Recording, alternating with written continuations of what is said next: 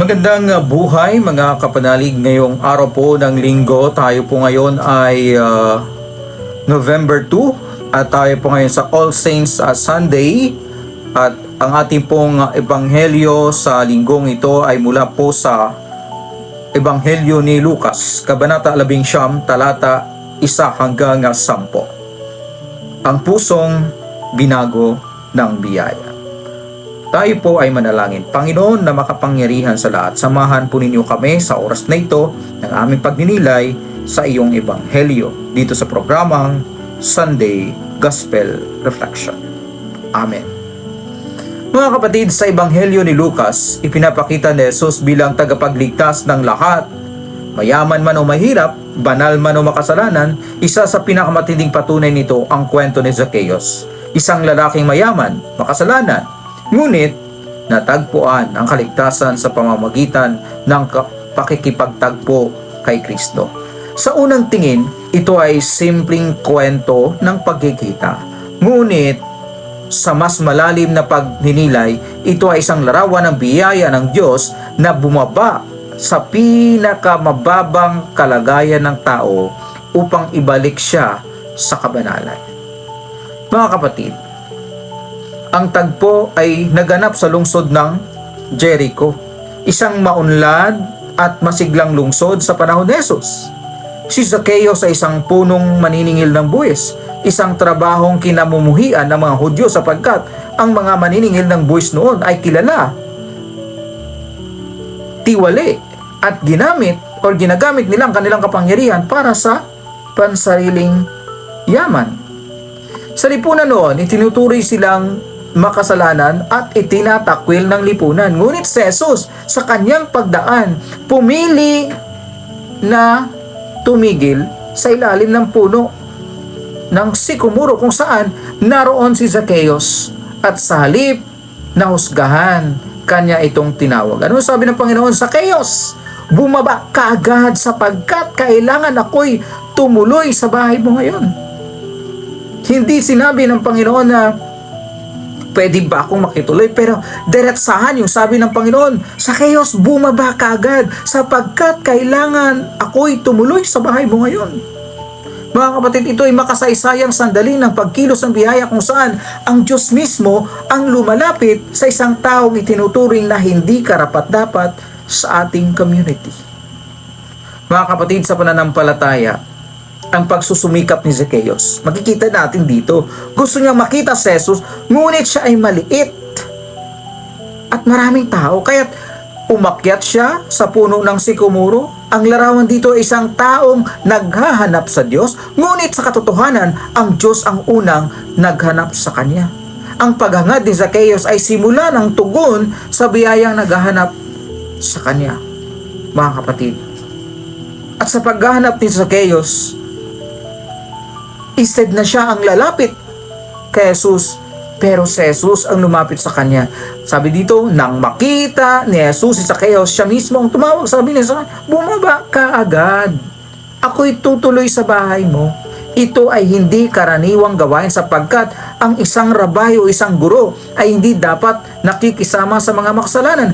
Ngunit si Jesus ay nagpakita ng pagpalayang biyaya, mapagpalayang biyaya. Hindi naghintay ng katwiran bago mahalin, kundi umibig muna upang magdala ng katwiran.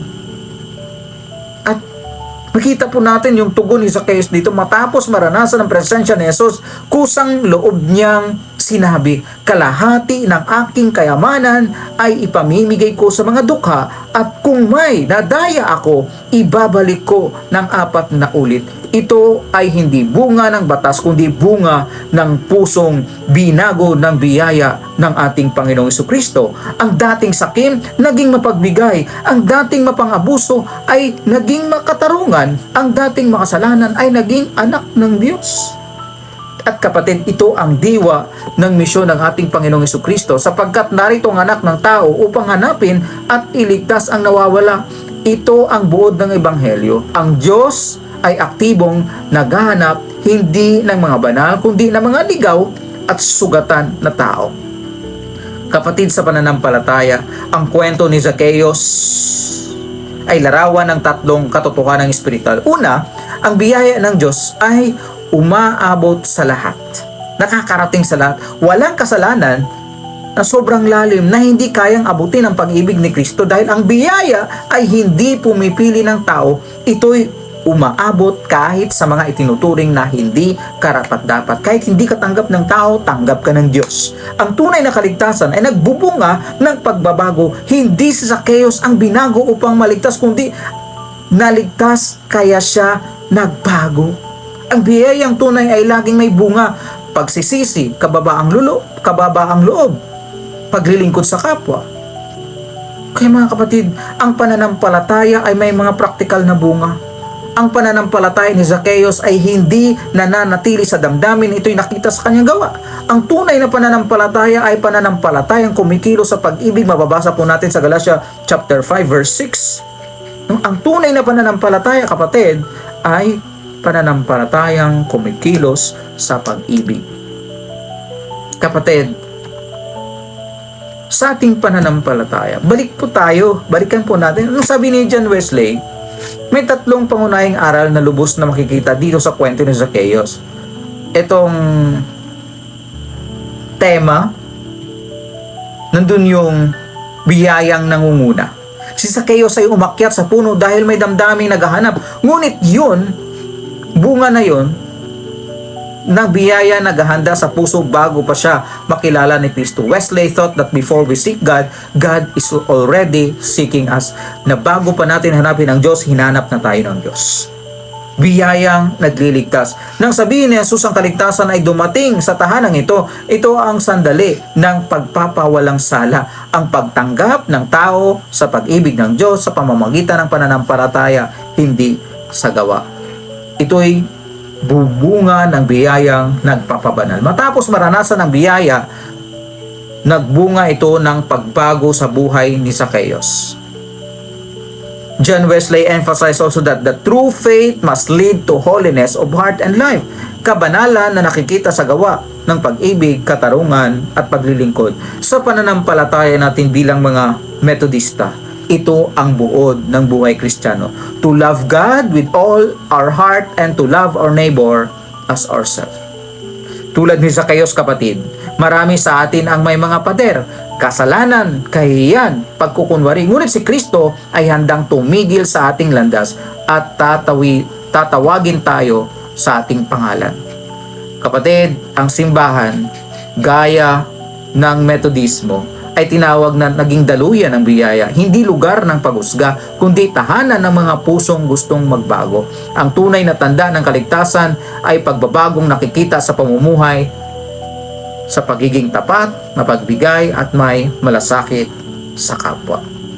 Kapatid, sa ilalim ng puno ng sikomoro, si Zacchaeus ay hindi lamang nakakita kay Jesus, nakatagpo siya ng bagong buhay.